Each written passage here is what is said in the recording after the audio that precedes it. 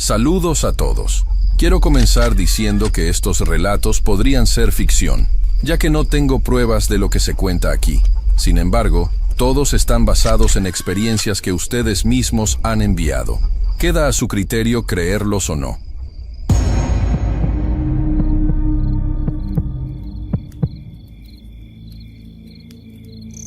Trabajaba aquel año como ayudante general de don Everardo, el dueño de un criadero de borregos que queda justo donde la carretera 15 se parte hacia Ameca. No era zootecnista ni nada, solo me sabía los nombres de las vacas que más daban leche y le cambiaba la arena a los caballos cada 3 días. Vivía en un cuartito de lámina pegado al galpón de herramientas. De noche escuchaba a los borregos masticar como si estuvieran muy lejos, aunque tenía la barda a solo 3 pasos. Una vez al mes, llegaba mi hermana a dejarme el lonche y ropa limpia. Ella venía en camión desde Guadalajara y se regresaba el mismo día porque, según decía, el rancho da mala espina después de las 5. A mí no me hacía nada. Me gustaba el silencio tan grande que hasta el viento parecía cotorrear. Everardo tenía la costumbre de encender un reflector que colgaba de un poste de luz a medio kilómetro. Decía que así los coyotes se espantaban y no se comían a los corderitos recién nacidos. El reflector era de esos que usan los mineros. Un foco redondo, amarillento, que da una luz sucia y proyecta 2 sombras por cada cosa. A las 10 de la noche lo encendía desde la cocina, jalando un cordel que llegaba hasta el poste. Después se iba a dormir y nadie lo apagaba hasta el amanecer. Pero una semana de abril se le acabó el diésel del generador y el reflector no encendió. Everardo me dijo: «Nomás préndele una veladora a la Virgencita, los bichos ya conocen el camino». Y se regresó a su casa, que está detrás de un cerco de pirul. A mí me dio flojera. Me quedé en el cuarto arreglando una cincha a la que se le había roto la hebilla. Como a las 12 escuché que los perros del corral empezaron a llorar, no a ladrar, sino a sollozar como cuando les pisas una pata. Me asomé por la ventanita del cuarto. Estaba oscuro, pero la loma que está al fondo, la que tapa el panteón de los indios, se veía con una línea blanca en la cima, como si alguien hubiera pasado un trapo mojado en leche. No le tomé mucha importancia. Regresé a la cincha y hasta me reí porque el perro más viejo, el Meco, seguía chillando con la nariz metida entre las patas. Cuando ya iba a acostarme, como a las 2, sentí que el aire se puso aceitoso, como cuando estás cerca de un motor caliente. Abrí la puerta. La loma seguía oscura, pero ahora había una mancha más clara en la falda, redonda, del tamaño de una tarima. Y se movía, no rápido, sino lento, como cuando alguien te hace señas con un pañuelo desde lejos. Me entró una curiosidad de la madre. Cogí la linterna que se me había quedado sin pilas. Ya ni recuerdo por qué la guardaba. Y caminé entre los mezquites. El terreno sube en una cuesta de 50 grados y está lleno de piedras sueltas, pero esa noche no tropecé ni una vez. Al llegar a la mitad de la loma, la mancha desapareció. Me quedé quieto, con el corazón tan pesado que hasta me dolían las orejas.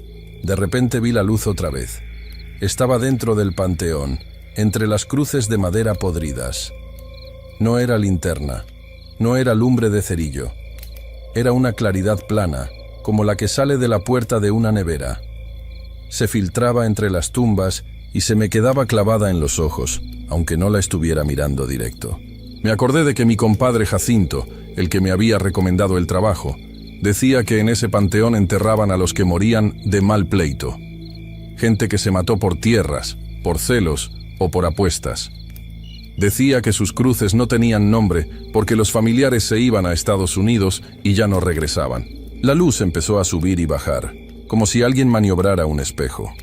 Sentí que se me hacía agua la boca y me limpié con el codo. No quería gritar porque los borregos se espantan y se atragantan con su propia lana. En eso escuché una voz, pero no parecía de nadie. Era como cuando hablas dentro de un tinaco y la voz se te regresa. Decía, muy apagado: «Prende la luz, prende la luz». Me regresé al cuarto como pude, tropezando, sin sentir las rodillas. Llegué, agarré el cordel del reflector y lo jalé con tanta fuerza que se me rompió en la mano. El foco no encendió porque no había diésel, pero igual seguí jalando el cordel roto como si fuera a hacer magia. La voz se calló. El aire dejó de saber a aceite. Los perros quedaron en silencio. Al amanecer encontré a las borregas todas juntas en círculo, mirando hacia el mismo punto. El panteón. No había luz, no había nada, solo las cruces negras por la humedad. Everardo llegó a las 7. Me vio la cara de cera y me dijo: «¿Qué te pasó, compadre? Parece que viste al diablo». Le conté lo de la claridad y lo de la voz. Se rió, pero después se quedó callado un buen rato. A la semana siguiente trajo un generador nuevo. Lo instalamos, encendimos el reflector y la luz amarilla volvió a barrer la loma. Desde entonces, cada vez que se va la luz por falta de diésel, porque al señor Everardo a veces se le olvida comprarlo, yo me encierro con candado y me tapo los oídos con cera de abeja. Porque la voz no me ha vuelto a hablar, pero la claridad sí aparece. La veo desde la ventanita, subiendo y bajando entre las tumbas, como si alguien abriera y cerrara una puerta que no existe. Y cada mes, cuando mi hermana viene con el lonche, le digo que se regrese antes de las 5.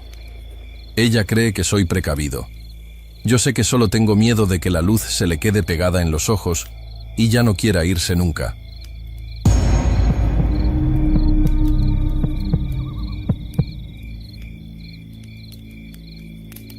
No sé si la fecha exacta importa, pero era 1977, porque me acuerdo que mi tío Evaristo acababa de comprar la Dina 531, esa chatarra verde pistache que nos dio de comer unos años y que luego nos quitó el sueño para siempre.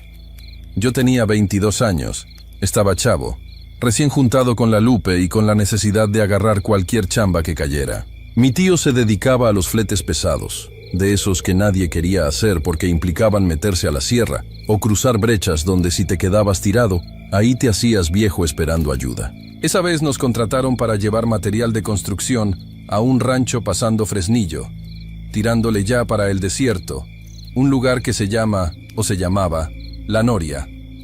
No era un pueblo grande, si acaso unas 40 casas acomodadas alrededor de una plancha de tierra que le decían plaza, con una iglesia de piedra que se veía demasiado grande para la poca gente que vivía ahí. El cliente era un tal Don Servando, un señor ya grande que quería levantar una barda perimetral y unos cuartos para sus hijos. Llevábamos varilla, cemento tolteca y un viaje de ladrillo rojo. Salimos de Zacatecas capital como a las 4 de la mañana para no calentar el motor en la subida, pero la Dina venía fallando de la inyección y nos tardamos más de la cuenta. El calor en esa época es seco, de ese que te parte los labios y te llena la nariz de costras de sangre y polvo. Llegamos a La Noria ya con el sol cayendo, a eso de las 6 de la tarde. El pueblo estaba en silencio. No un silencio de paz, sino un silencio de abandono, aunque se veía que vivía gente. Había ropa tendida, algún perro flaco echado en la sombra y olor a leña quemada. Lo primero que noté al entrar con el camión a la plaza fue la distribución. Soy fijado para esas cosas porque mi papá fue albañil. El pueblo era un cuadrado perfecto. Las casas daban todas de frente a la plaza. Al norte estaba la iglesia, una construcción vieja, con los muros carcomidos por el salitre y el viento. Al sur, la tiendita y la casa de Don Servando. Al este y oeste, puras casas de adobe y ladrillo, todas mirando al centro, como cuidándose entre ellas. Nos estacionamos frente a la casa de Don Servando, con la defensa del camión casi tocando los mezquites secos del centro. Bajamos el material a pura mano. Don Servando nos ayudó junto con 2 de sus muchachos. Gente seria, de campo, de esa que te da la mano y sientes que te están lijando la piel. Terminamos ya noche, con la espalda molida. El señor, agradecido porque nadie más quería traerle el material hasta allá, nos invitó a cenar y nos ofreció un cuarto para pasar la noche. «No se vayan ahorita», nos dijo mientras se limpiaba el sudor con un paliacate. «La brecha es traicionera de noche y los coyotes andan bravos. Quédense, ahí tengo un cuarto en la entrada que casi no se usa. Mañana temprano le siguen». Mi tío Evaristo aceptó porque la Dina traía un faro fundido y no quería arriesgarse. Cenamos asado de boda, picante como el diablo, y tortillas recién hechas. Mientras comíamos, me fijé en la casa. Era una casona vieja, de techos altos con vigas de madera oscura. La distribución era la típica de esas zonas. Un zaguán grande que daba a la plaza, un pasillo central ancho, las recámaras a los lados y al fondo la cocina y el corral, que ya daba directo al monte, al desierto puro. Nos acostamos como a las 10. El cuarto que nos dieron daba justo a la entrada. Tenía una ventana alta con barrotes que miraba hacia la plaza, hacia donde habíamos dejado el camión. Hacía un calor sofocante, de esos que se estancan en las esquinas. Mi tío se durmió luego, roncando como si trajera el freno de motor puesto. Yo no podía. Me daba vueltas en el catre, sudando, sintiendo la pesadez de la comida y del lugar. Deben haber sido las 3 de la mañana. Lo sé porque miré mi reloj justo antes de que pasara. 3:33. Primero se fue el sonido. Dejaron de oírse los grillos. Dejó de oírse el viento rozando las láminas. Incluso los ronquidos de mi tío se cortaron de golpe, aunque él seguía respirando. Fue como si alguien hubiera bajado el volumen del mundo a cero. Me senté en la cama, con los pelos de punta. Sentí una presión en los oídos, como cuando bajas muy rápido de la sierra, pero 1000 veces más fuerte. Me dolió la cabeza, una punzada detrás de los ojos. ¿Y entonces se oyó? No fue un estruendo. No fue una explosión. Fue un crujido. Un solo crack seco, de madera y piedra, pero que sonó dentro de mi cabeza, no afuera. Y junto con el crujido, sentí el jalón. Fue una sensación de náusea, de vértigo, como si la cama hubiera girado sobre un eje invisible a una velocidad imposible, pero sin moverse del lugar. Duró un segundo. Mi estómago se me subió a la garganta y luego bajó. «¿Tío?», susurré. Mi voz sonó apagada, como si hablara debajo del agua. Mi tío Evaristo se removió, murmuró algo y siguió durmiendo. Me quedé quieto, esperando que la casa se cayera, que viniera un temblor, algo. Pero nada. El silencio regresó, pero ahora se sentía eléctrico, cargado. Me levanté, tomé agua de la jarra y me asomé por la rendija de la puerta que daba al pasillo. Todo oscuro. Pensé que el calor me estaba haciendo alucinar. Me volví a acostar y, curiosamente, me quedé dormido casi al instante, como si me hubieran desconectado. Me despertó la luz del sol dándome en la cara. Abrí los ojos y me sentí desorientado.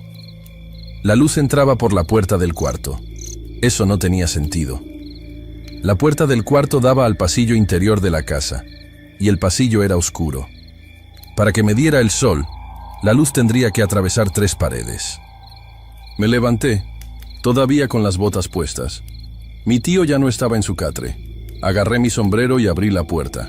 Esperaba ver el piso de loseta roja del pasillo, las macetas de helechos de la esposa de don Servando. Lo que vi fue tierra y mezquites, y el horizonte plano y quemado del desierto de Zacatecas. Me quedé parado en el umbral, con la mano en el picaporte, parpadeando como idiota. Enfrente de mí no estaba el interior de la casa, estaba el campo abierto. El sol me pegaba de frente, saliendo por el este, como debe ser. Pero la casa miraba al norte, o eso creía yo. «¿Qué chingados?», dije en voz alta. Cerré la puerta, me di la vuelta. El cuarto era el mismo. Las paredes de adobe, el crucifijo en la pared, las maletas. Giré hacia la ventana, la que se suponía que daba a la plaza. Me acerqué y abrí los postigos. A través de la ventana vi la cocina. Vi a la hija de don Servando sirviendo café en unos jarros, de espaldas a mí. Estaba viendo el interior de la casa desde lo que debería ser la calle. La ventana, que anoche daba a la plaza, ahora daba al interior de la casa. Sentí que las piernas se me hacían de trapo. Salí del cuarto otra vez hacia el campo. Caminé unos pasos sobre la tierra suelta. Di la vuelta a la esquina de la construcción. Y ahí entendí, aunque mi cerebro se negaba a aceptarlo. La casa de don Servando se había dado la vuelta, entera, completa. La fachada principal, el zaguán, las ventanas grandes, todo lo que antes miraba hacia la plaza, ahora miraba hacia el desierto. Y lo que es peor, no había marcas en el suelo, no había tierra removida, no había cimientos rotos. La tierra alrededor de las paredes estaba compacta, dura, con hierbas creciendo pegadas al muro, como si la casa siempre hubiera estado así, Corrí rodeando la casa hasta llegar a lo que debería ser la parte de atrás. Me topé con la plaza. Ahí estaba el kiosco. Ahí estaba mi camión Dina estacionado. Pero alrededor de la plaza, el paisaje era una pesadilla lógica. Todas las casas del pueblo, absolutamente todas, nos estaban dando la espalda. Donde antes había puertas y fachadas, ahora había patios traseros, lavaderos, corrales de puercos, bardas de ladrillos sin enjarrar, letrinas. El pueblo se había volteado hacia afuera. Las 42 casas habían girado 180 grados exactos durante la noche. Vi a mi tío Evaristo sentado en la defensa del camión. Estaba pálido, con un cigarro apagado en la boca, mirando fijamente hacia la casa de enfrente, que ahora mostraba un tendero con calzones viejos y una pila de leña, en lugar de su puerta de madera. «Tío», llegué jadeando. «Tío, ¿ya vio?» «Cállate, Anselmo», me dijo sin mirarme. Le temblaba la mano. «No digas nada». «Pero las casas». «¡Que te calles!», me gritó, y vi que tenía miedo de verdad. Miedo de hombre viejo, que es el peor de todos. La gente del pueblo estaba saliendo, pero no salían a la plaza. Salían al desierto. Los veía a lo lejos, caminando como hormigas confundidas alrededor de sus propias casas para poder llegar al centro. Nadie gritaba. Había un murmullo bajo, como de rezo. Las mujeres se tapaban la boca con el rebozo. Los hombres revisaban las paredes buscando grietas. No había ninguna. Me acerqué a donde estaba don Servando. Estaba parado junto a una tubería de agua. El tubo de plomo salía de la pared de su cocina, que ahora daba a la plaza, y terminaba en un corte limpio, liso, brillante. El otro pedazo del tubo, el que venía de la red del pueblo, salía del suelo a 3 metros de distancia. No embonaban, no estaban rotos, estaban separados, como si uno hubiera estado aquí y el otro allá desde el principio de los tiempos. «Don Servando», dijo mi tío acercándose despacio. «Vámonos». Don Servando no nos miró. Estaba viendo a su perro, un pastor corriente que se llamaba Solovino. El perro estaba parado justo en el límite donde empezaba el piso de cemento de lo que ahora era su patio expuesto a la plaza.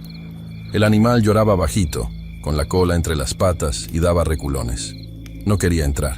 «No quiere entrar», dijo don Servando con la voz quebrada. «Los animales saben». «¿Saben qué?», pregunté. «Que esto ya no es mi casa». Don Servando levantó la vista y miró a la iglesia. Fue la única que no se movió. Miré hacia el norte. Efectivamente, la iglesia seguía en su lugar. Su fachada miraba hacia la plaza, igual que ayer. Sus puertas de madera estaban cerradas. Pero algo se sentía mal, muy mal. La piedra se veía más oscura, más vieja. Y arriba, en el remate del arco, donde debería haber una cruz de cantera, no había nada. Solo una mancha de humedad con forma vaga. «Don Servando», dije, sintiendo un frío en la nuca a pesar del solazo. «¿Y la cruz?» «Nunca ha habido cruz ahí», dijo una voz detrás de nosotros. Era un viejo. Un anciano que apenas se sostenía en un bastón de mezquite. Tenía la piel como pergamino y los ojos blancos de cataratas. «¿Cómo que no?», dijo mi tío. «Ayer que llegamos yo vi la cruz».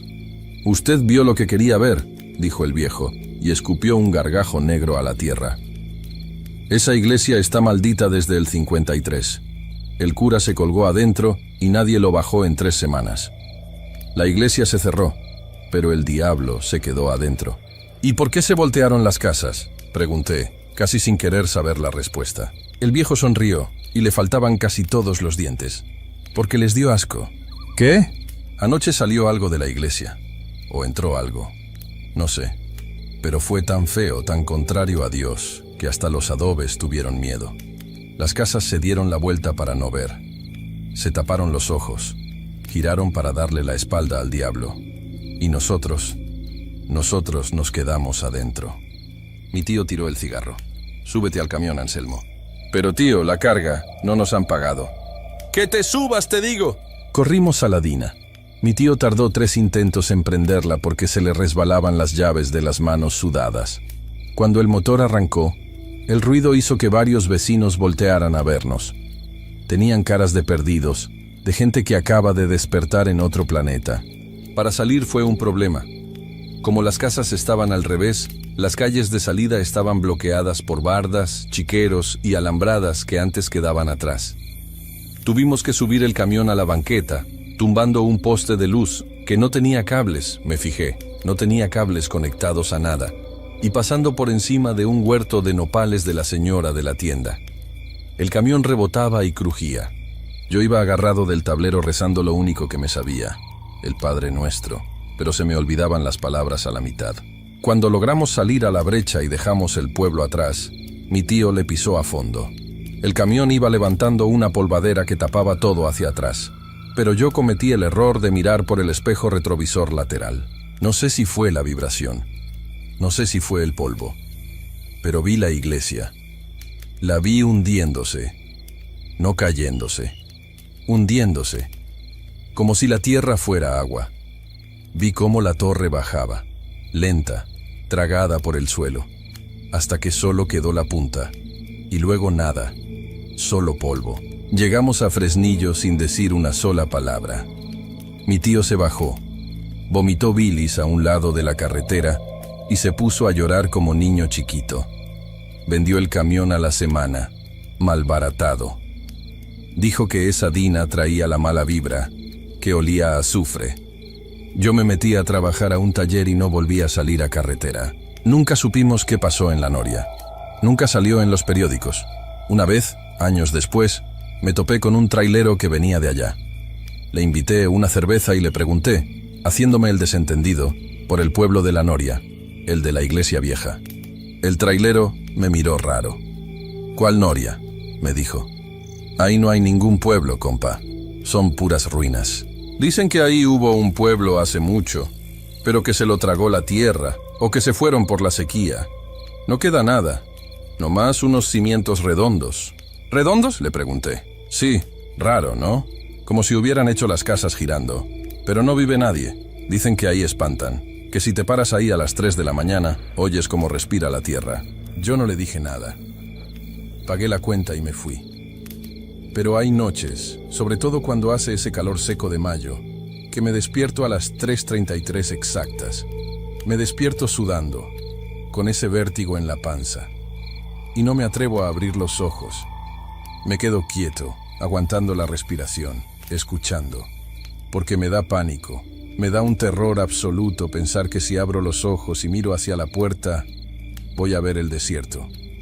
Y que mi casa, mi vida y todo lo que conozco, ya se dio la vuelta para no verme.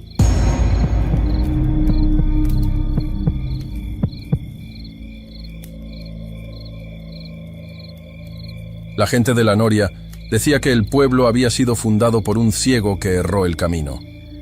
Decían también que el ciego había plantado una cruz de madera en medio del terreno donde después se construyó la iglesia, pero que la cruz se había podrido antes siquiera de que alguien recordara pintarla. Yo no sé si eso es verdad. Solo sé que mi madre me mandaba a comprar pan a la panadería de Don Chilo, y que la panadería quedaba frente a la iglesia, y que yo nunca entré en la iglesia. No por miedo, no. Solo porque la puerta estaba siempre entreabierta. Y se podía ver que allá adentro no había bancos, ni altar, ni nada. Solo suelo de tierra apisonada, como si todavía la estuvieran construyendo. Mi padre trabajaba en la carretera.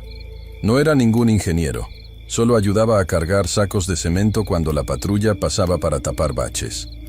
Vivíamos en una casa de adobe con el techo de lámina ondulada que hacía ruido de lluvia, incluso cuando no llovía.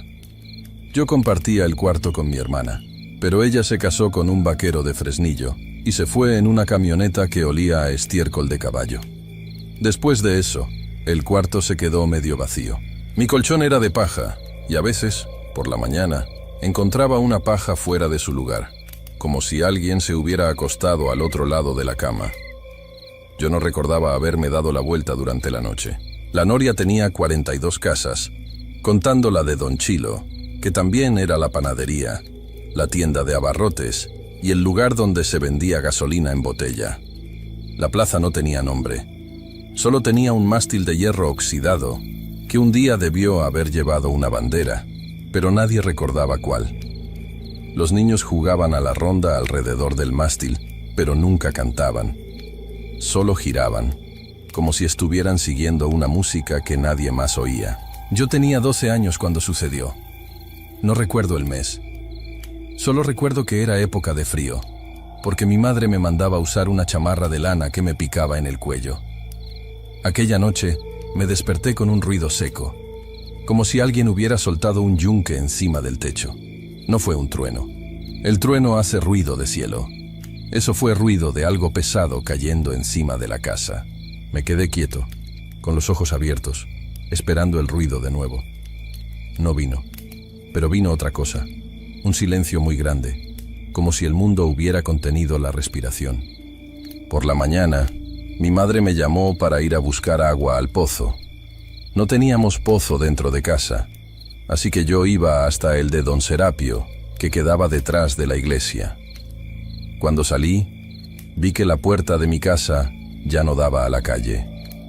Daba a un muro de piedra que yo nunca había visto. Pensé que me había desorientado. Volví adentro. Salí de nuevo. Y la puerta aún daba al mismo muro. La calle, que antes estaba allá, ahora estaba del otro lado. Corrí hacia el lado opuesto de la casa, y allá estaba la calle, pero al revés. Como si alguien hubiera girado la casa de cabeza, pero sin romper nada. Los muebles estaban en el mismo lugar. El fogón de leña, la mesa de pino, el retrato de mi abuela con los ojos entrecerrados. Todo igual, solo que al revés. Fui corriendo a la panadería. Don Chilo estaba afuera de chaleco, sosteniendo una pala como quien no sabía qué hacer con ella. Me vio y dijo, sin mirarme: mi puerta ahora da al campo de maguey. Antes daba al muro del cementerio. No parecía asustado, parecía cansado, como quien se despierta demasiado temprano. La iglesia, que antes quedaba al lado izquierdo de la plaza, ahora estaba al derecho. El mástil de hierro, que estaba en el centro, ahora estaba en una esquina, como si lo hubieran arrastrado. Los niños que jugaban a la ronda estaban parados, de la mano, mirando a la nada. Una de ellas, la hija de la maestra, lloraba sin hacer ruido. Las lágrimas caían, pero ella no parpadeaba. Empezaron a juntarse los hombres. Ninguno hablaba. Solo miraban las casas, como si las estuvieran viendo por primera vez. El vaquero que vivía en la última casa, el que tenía los burros, intentó entrar al corral. Los burros no lo dejaron. Se pusieron con las orejas tiesas, soltando coces al aire, como si el suelo estuviera caliente. El vaquero dijo, más para el suelo que para las personas. Ellos no reconocen el lugar, ni yo lo reconozco. Nadie fue a trabajar. La patrulla pasó a las 10, como siempre, pero no se detuvo. Solo abrieron la ventana de la cabina, miraron y siguieron de largo. Uno de los obreros tiró una cajetilla de cigarros al suelo, como quien deja un recado. Fui hasta la casa de mi tía, que quedaba en la calle de atrás. La calle se había convertido en un camino de tierra que no iba a ningún lugar. Su casa estaba allí, pero la puerta daba a un barranco. Ella estaba dentro, sentada en la cama, de delantal, sosteniendo una cuchara de madera. Dijo, oí el ruido, después oí el silencio. Cuando desperté, el reloj marcaba las 3:30, pero el reloj se detuvo. Me mostró el reloj de pared. Las manecillas estaban una encima de la otra, como si no supieran qué hora era. La noche cayó sin que nadie encendiera la luz. La energía no se había ido, solo que nadie quería encenderla. Nos quedamos sentados en la oscuridad, oyendo a los perros ladrar hacia el mismo lado. Solo que los perros no estaban allí. El ladrido venía de debajo de la tierra como si estuvieran enterrados y, aún así, intentaran avisar de algo. Al día siguiente, el padre vino de Jerez. No era padre de verdad. Era solo un señor que usaba cuello blanco y hablaba alto. Caminó por la plaza, entró en la iglesia y salió poco después. Dijo, «La cruz no está». Nadie respondió, porque nadie recordaba haber visto una cruz allí. La iglesia siempre fue una habitación vacía con una ventana rota. El Señor se fue sin bendecir a nadie. La gente empezó a mudarse, no de golpe. Solo se iban de madrugada, sin vender las casas, sin llevarse los muebles. Dejaban las puertas abiertas, como quien va a volver pronto. Pero no volvían. La casa del vaquero se quedó con el portón entreabierto, y los burros terminaron en medio de la carretera, comiendo pasto seco. Nadie los llamó. Mi madre decidió que nos íbamos. No dijo cuándo. Solo empezó a guardar las cosas dentro de una caja de cartón. La caja era de frijoles, y todavía olía a frijoles. Cuando intentó guardar el retrato de mi abuela, el retrato no cupo. Era como si la caja se hubiera vuelto más pequeña.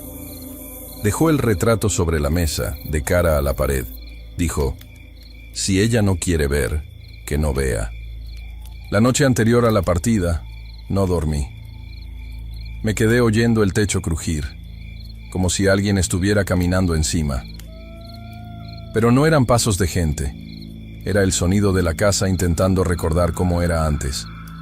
Cerré los ojos e imaginé la casa girando de vuelta, despacio, como un barco dando media vuelta. Cuando los abrí, todo estaba en el mismo lugar.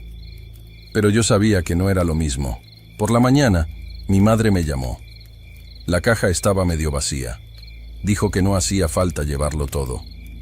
Solo la ropa, la manta y la cuchara de madera que mi tía le había dado. Salimos por la puerta que ahora daba al muro. Miré hacia un lado y vi que la panadería también se había girado.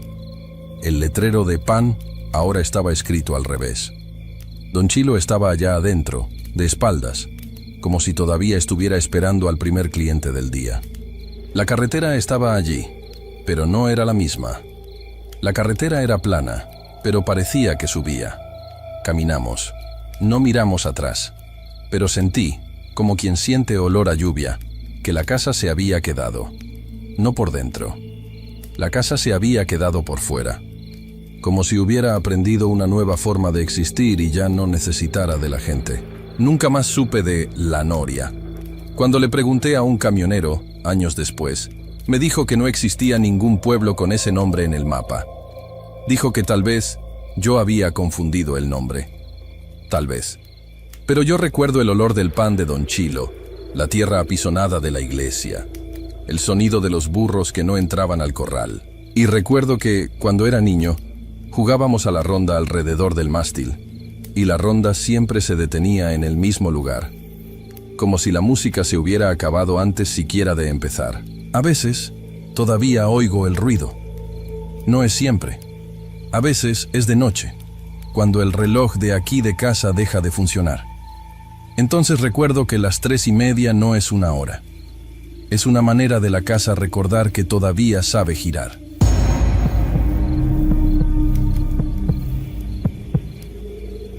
Era enero, creo. El frío no se sentía tanto porque llevaba puesta la chamarra de mi hermano mayor, la que olía a ganado y a gasolina. Yo trabajaba ahí porque no había otra cosa. No estudié más que primaria.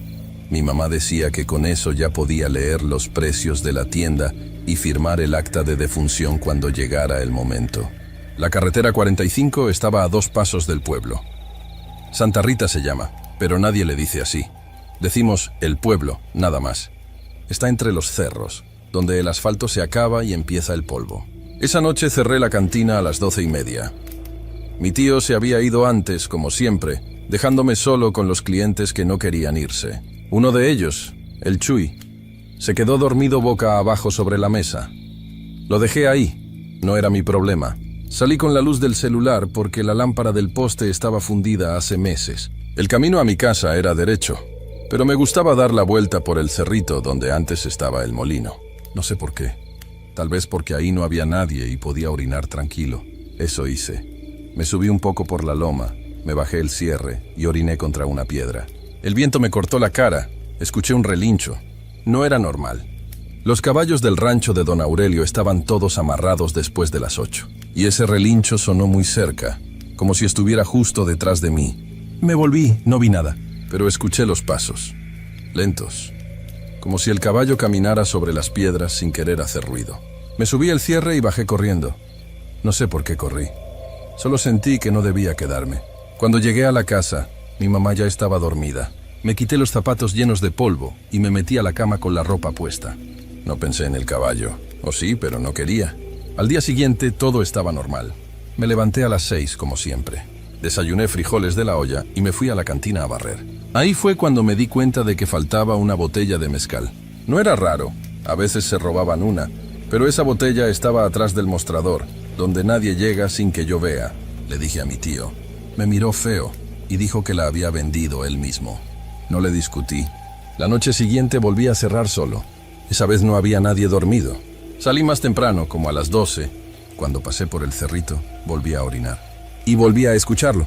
El relincho, pero más cerca. Y después una voz. No era de hombre, tampoco de mujer. Era como si alguien hablara dentro de mi cabeza, pero con voz de afuera. Dijo, sube, que tu abuelo te espera. Me agarré la cabeza. No había subido nada, pero sentí que algo me jalaba del cuello, como si me hubieran echado una cuerda. Di un paso adelante, otro, y lo vi. Estaba ahí, negro, más negro que la noche, sin cabeza, pero tenía las ferraduras. Y cada vez que daba un paso, sonaban como si fueran de plata. Relinchó otra vez, y yo, sin querer, di un paso más. No recuerdo haber subido, pero de repente estaba encima. El caballo no se movía, yo tampoco. Sentía que me estaba absorbiendo, como si el caballo fuera un agujero con patas. Desperté 3 días después. No en mi cama, no en mi casa. Estaba encima del campanario de la iglesia, desnudo, con las manos atadas con alambre y sin ojos. No los sentía arrancados. Solo sentía que algo me faltaba por dentro, como si me hubieran sacado algo que no era solo vista. Abajo la gente gritaba. Yo no veía, pero escuchaba.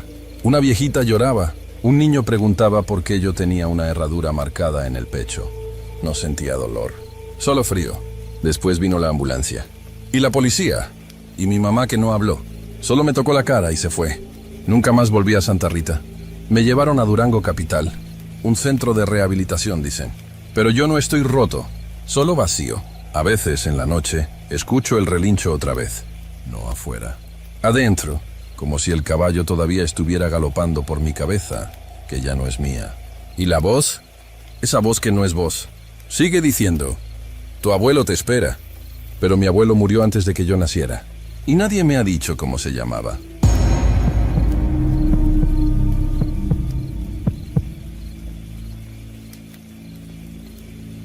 No soy de los que apuntan fechas, pero me acuerdo que fue por ahí de octubre del 2015, porque mi camioneta, una Ford Lobo del 98 que me había salido buenísima, traía un ruido en la suspensión que no le hallaba y no tenía lana para meterla al taller ajeno. Y como yo ya había cerrado el mío por lo de las deudas, pues andaba a pie o pidiendo raite.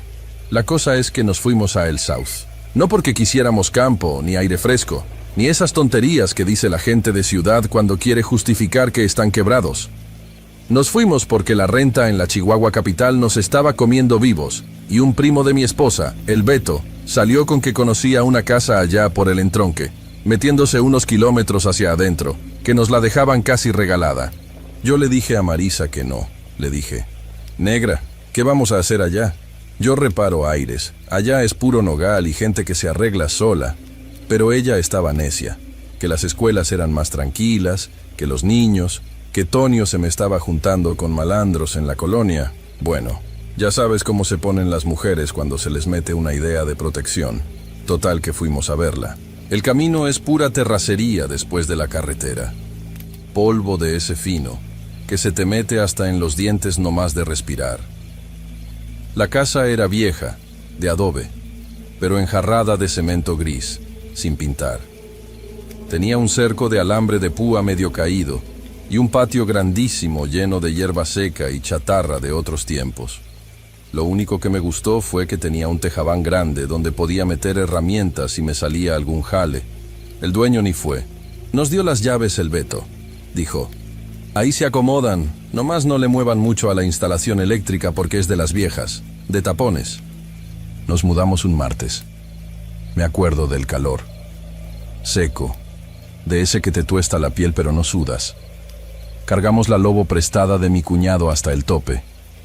Colchones amarrados, la estufa, cajas de ropa, los juguetes de Julián.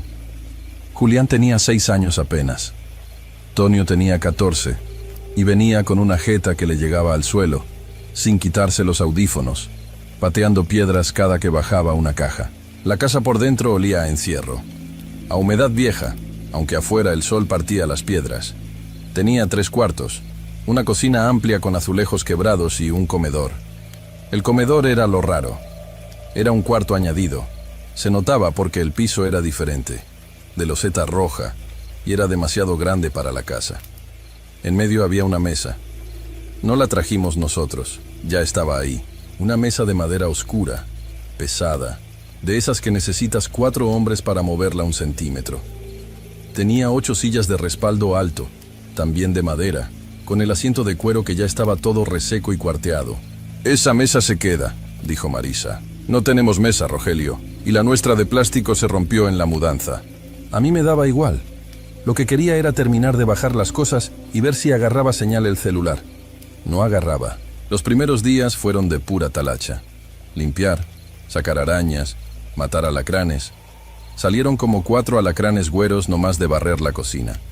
Tonio se quejaba de que no había internet, que se quería regresar con mi suegra. Yo le decía que aguantara vara, que en cuanto me cayera una lana poníamos una antena.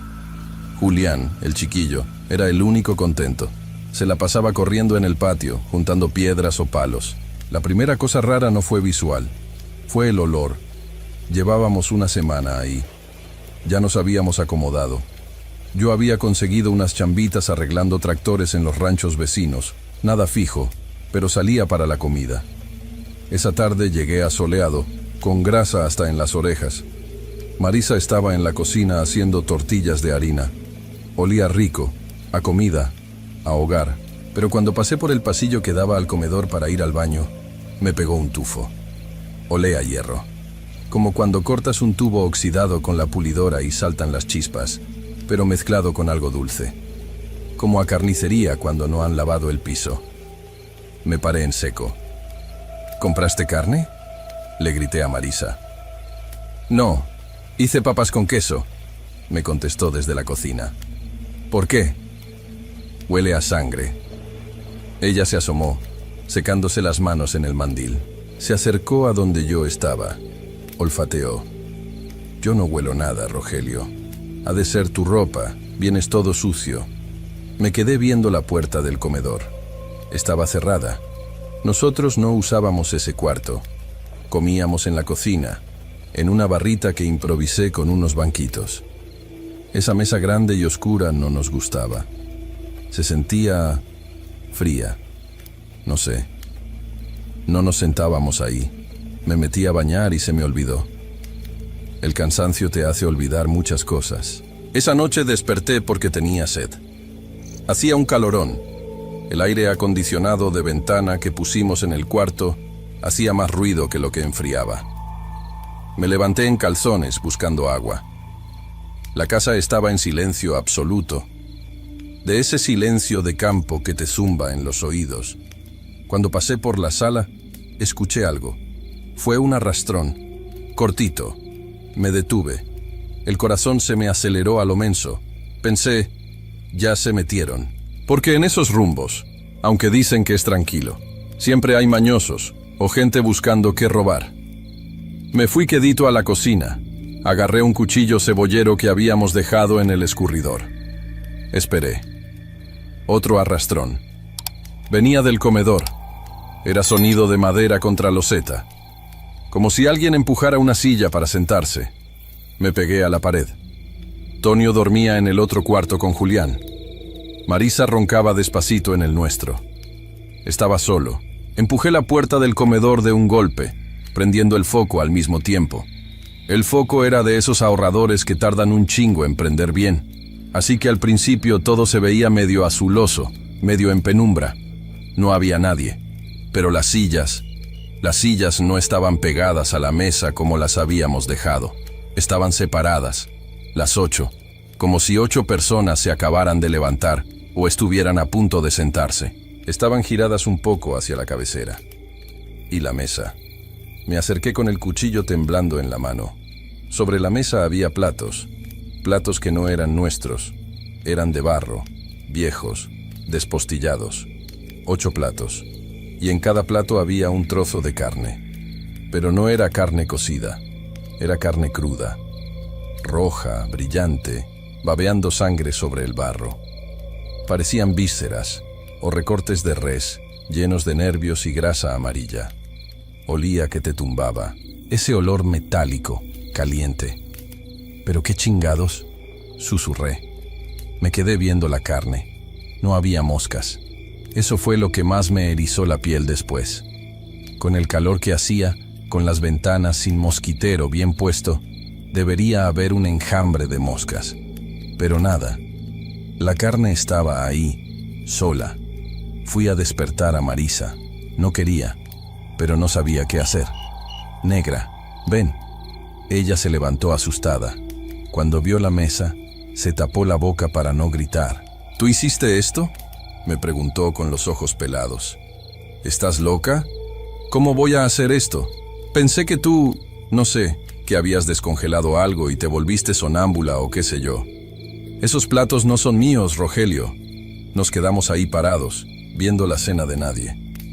Hay que tirar eso, dijo ella con asco. Agarré una bolsa de basura negra. Eché la carne. Pesaba. Se sentía tibia a través del plástico. Eso me dio ganas de vomitar. La carne estaba tibia. Los platos los metimos en otra bolsa y los saqué hasta el tambo que teníamos a la orilla del camino. Las sillas las volví a acomodar, pegadas a la mesa, casi a fuerza, rechinando contra el piso. Revisé las ventanas, todas cerradas por dentro. La puerta principal tenía el pasador puesto. La de atrás también. Nadie había entrado. Esa noche no dormimos. Me quedé sentado en la sala con el cuchillo, viendo la puerta del comedor. Marisa se fue a acostar con los niños. Al amanecer, todo parecía una pesadilla. El sol entra y te quita lo miedoso. Piensas que a lo mejor sí fue alguien, que a lo mejor un vecino borracho se metió, que a lo mejor dejamos una ventana mal cerrada y no me di cuenta. Uno siempre busca la explicación pendeja para no aceptar la otra. El día siguiente fue tenso. Tonio andaba preguntando por qué estábamos tan ojerosos. Le dije que un coyote andaba rondando, que no saliera de noche. Fui a buscar al Beto, el primo. Fui hasta su casa en el pueblo. Oye, cabrón, ¿quién vivía ahí antes? Pues, nadie, me dijo tomándose una coca. Estuvo sola como 10 años. Antes de eso vivía una familia, los Arreola, pero se fueron al norte. ¿Por qué? ¿Falla el agua? No, el agua está bien. Oye, ¿y dejaron muebles? Creo que sí, unos tiliches. ¿Te estorban? Tíralos. No le dije nada de la carne. Me iba a tirar de loco o de borracho. Me regresé al rancho con una sensación fea en la panza, como cuando sabes que te van a correr del trabajo. Llegué y Marisa había lavado el piso del comedor con cloro. Olía a puro químico. Cerré con llave esa puerta, me dijo. Puse el sillón pesado contra ella. Nadie entra ahí hoy. Comimos temprano. A las 6 de la tarde ya estábamos encerrados. El calor no bajaba. Julián estaba jugando con sus carritos en el pasillo. Yo estaba tratando de arreglar una licuadora vieja para distraerme. A las 8 oscureció. A las 9 escuchamos el primer golpe. No fue un arrastrón. Fue un golpe seco sobre la mesa. Como si alguien dejara caer un puño con fuerza. ¡Pum! Marisa soltó el tejido que traía. Tonio se quitó los audífonos. ¿Qué fue eso, apá? Nada, mijo. El viento. Una lámina del techo. No hay viento, apá. ¿Qué fue el viento, te digo?, le grité. Estaba nervioso. Nos quedamos callados. Luego, el rechinido. ¡Iiiic! Una silla. ¡Iiiic! Otra silla. Eran lentos, pesados, como si quien moviera la silla fuera alguien muy gordo o muy cansado. Julián se paró del suelo y caminó hacia la puerta del comedor, la que teníamos bloqueada con el sillón. Julián, ven acá, le dijo Marisa, bajito. El niño no hizo caso. Se pegó a la puerta. Puso la oreja. Están cenando, dijo el niño. Sentí un frío que me bajó desde la nuca hasta las nalgas. ¿Qué dices?, le pregunté. El abuelo dice que tiene hambre. Me levanté de un salto y agarré al niño del brazo. Lo jalé lejos de la puerta. ¿Cuál abuelo? Aquí no hay ningún abuelo. El señor de adentro, el que tiene huecos en la cara. Marisa se puso a llorar en silencio, abrazando a Tonio. Tonio estaba pálido, viendo la puerta como si fuera a explotar. Rogelio, vámonos, me dijo ella. Vámonos ahorita. No tenemos a dónde ir, Marisa. No tengo gasolina en la camioneta, no llego ni a la gasolinera de la carretera. Me vale madre, nos vamos caminando. Pero no nos fuimos. El miedo te paraliza. Y también la lógica estúpida de, es mi casa, yo pago renta. Qué pendejo es uno. Decidí que iba a entrar. Tenía que ver. Si había alguien, lo iba a matar. Saqué el revólver que tenía guardado en la caja de herramientas. Un .38 viejo que era de mi papá, con 3 balas nomás. Quiten el sillón, les dije. No, Rogelio, quiten el chingado sillón. Tonio me ayudó, temblando. Marisa se llevó a Julián al cuarto y cerró la puerta. Escuchaba cómo rezaba en voz alta. Empujamos el sillón. La puerta del comedor vibraba. Vibraba como si del otro lado hubiera un motor encendido, o muchas voces hablando muy bajito. Un murmullo que se sentía en la madera, pero no se entendía con el oído. Giré la perilla. Estaba helada. Abrí de patada y apunté con el revólver. Quien esté ahí se lo carga la... Me callé. El foco no estaba prendido, pero había luz.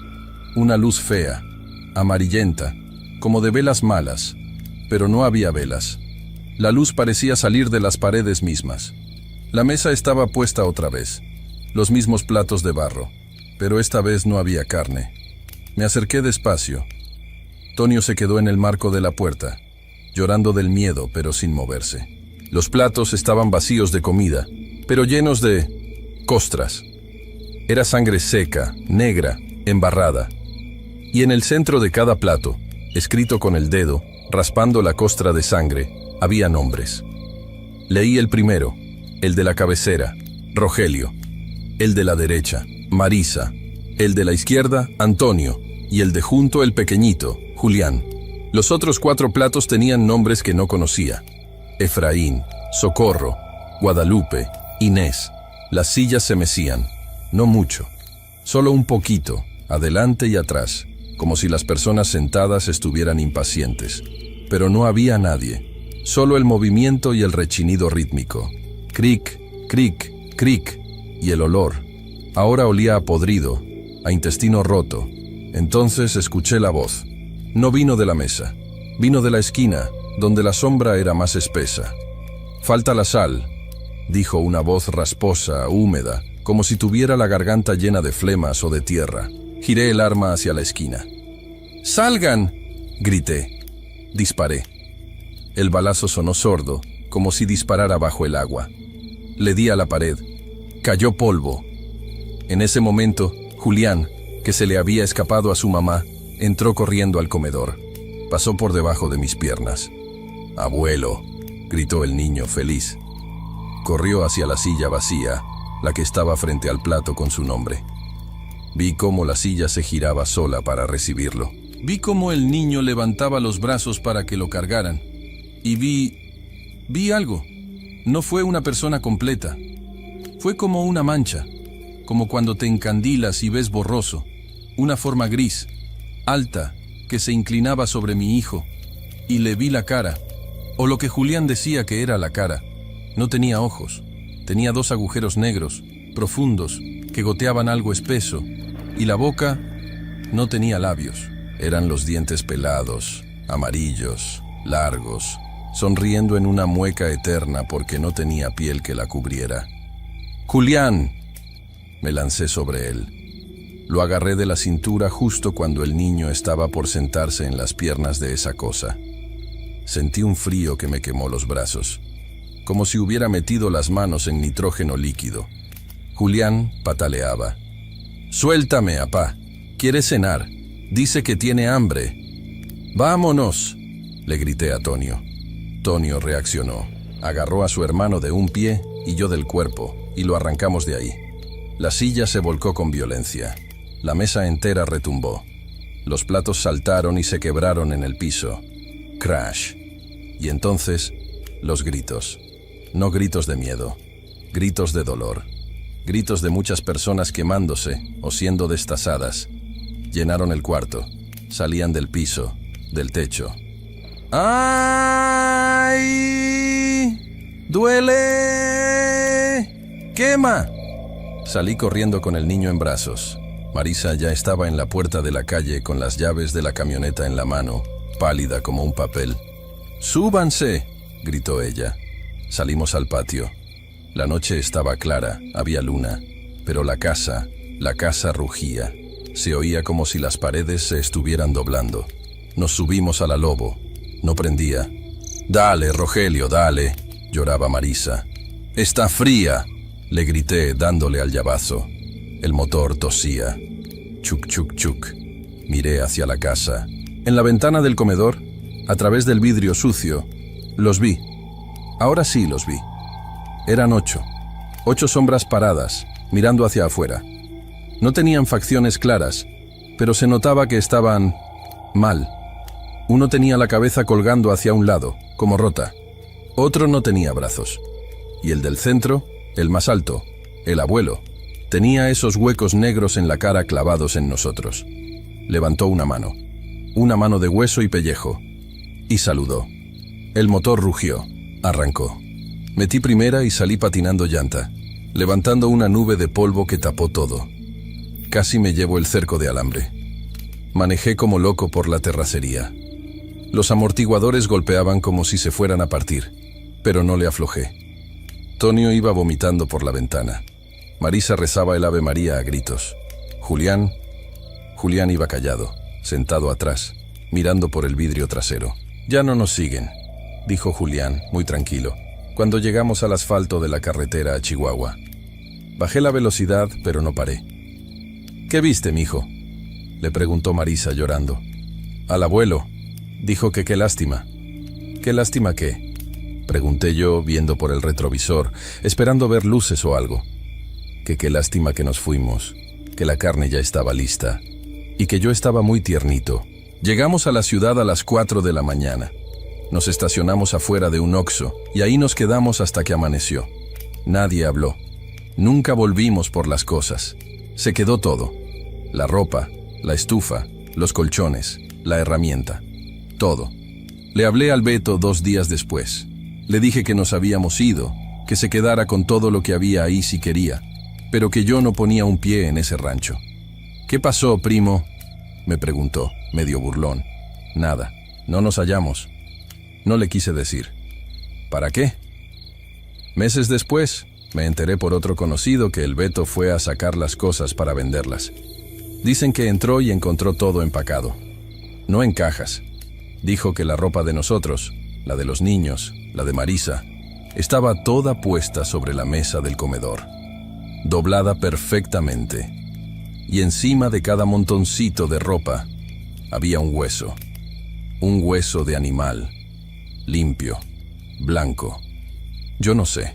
Yo ahorita vivo en un departamento de 2 cuartos en una colonia fea. Debo 3 meses de renta y trabajo de chalán en un taller mecánico. Estamos jodidos de dinero. Pero cada vez que nos sentamos a comer, aunque sean frijoles, reviso los platos. Y nunca dejo que Julián se siente en la cabecera. Porque a veces, cuando el niño está dormido, lo oigo hablar solo. Y me da miedo poner la oreja en la puerta y escuchar que invite a alguien a cenar.